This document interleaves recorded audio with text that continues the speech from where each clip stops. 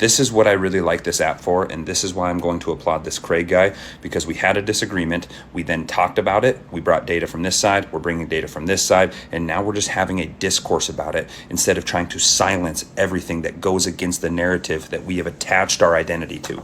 So Craig brought up some very good points, and a lot of it can boil down to a very stressed consumer, somebody that has stretched themselves out too thin and can't make ends meet at the end of the month. And honestly, that's a big component of if we are or aren't going to have a housing market crash. And that's a total viable option, as nobody knows what's going to happen. But here's my perspective and what data I have seen. Number one, 25% of mortgages are below a 3% interest rate, and 65% of mortgages are below a 4% interest rate.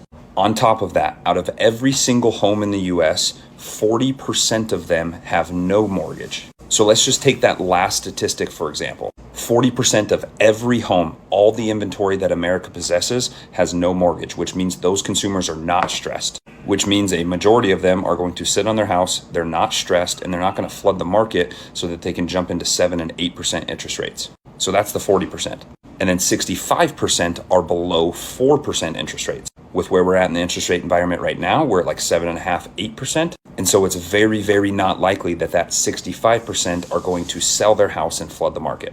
And then the remaining 25% are below 3% interest rates, which is the same exact argument. The difference between a 3% interest rate and an 8% interest rate is astronomical. So having said that, that is my perspective on what I see with the data and how we don't have the ability to flood the market with the inventory that people think they do.